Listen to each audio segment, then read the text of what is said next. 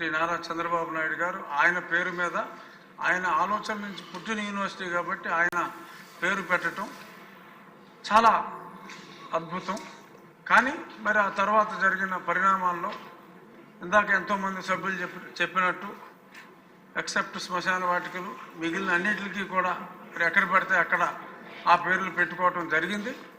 ఇప్పుడు చక్కటి నిర్ణయం, మళ్ళీ చంద్రబాబు నాయుడు గారే ముఖ్యమంత్రిగా రావటం, ప్రజల ఆకాంక్షలకు అనుగుణంగా ఆ పేరుని తిరిగి ఎన్టీఆర్ యూనివర్సిటీ ఆఫ్ హెల్త్ సైన్సెస్గా మార్చడం అన్నది ఈ సెషన్లో తీసుకున్న చాలా మంచి నిర్ణయాల్లో ఇది కూడా ఒక అతి గొప్ప చారిత్రాత్మక నిర్ణయంగా భావిస్తూ ఇదే స్ఫూర్తితో చాలా చోట్ల కొన్ని మంచి మంచి పార్కులకి అన్నిటికీ కూడా ఒకే పేరు పెట్టుకోవటం జరిగింది. ఆ ప్రాంతంలో ఆ నగరంలో లబ్ధ ప్రతిష్ఠులు ఎంతోమంది ఉంటారు. గతంలో చంద్రబాబు నాయుడు గారు భాస్కర్ రెడ్డి గారి పేరు, ఇంకా చాలా బ్రహ్మానంద రెడ్డి గారి పేరుతో పార్కు చాలా చేశారు.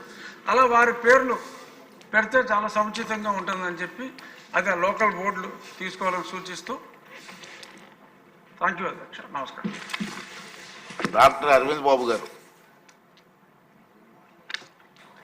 అధ్యక్ష ధన్యవాదాలు.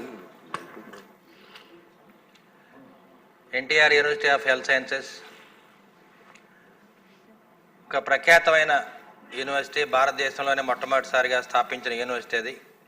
అదేవిధంగా ప్రపంచవ్యాప్తంగా NTR university of health sciences పేరు తెలియని వారు ఎవరు లేరు. ఈ యూనివర్సిటీ నుంచి ఎంతోమంది వైద్య విద్యార్థులు మరి ఎంబీబీఎస్ కానీ ఎంఎస్ డిగ్రీలు తీసుకొని విదేశాలకు వెళ్ళిన వారు చాలామంది ఉన్నారు.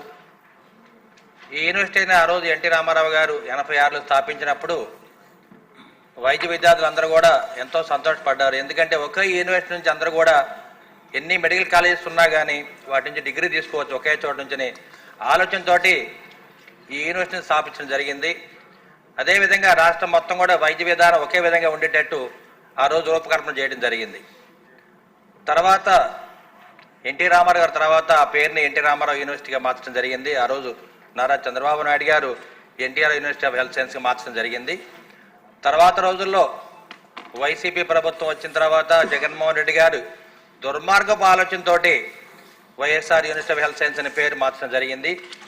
దానివల్ల ఎంతోమంది వైద్య విద్యార్థులు విదేశాల్లో ఉండి చాలామంది నష్టపోవడం జరిగింది అధ్యక్ష.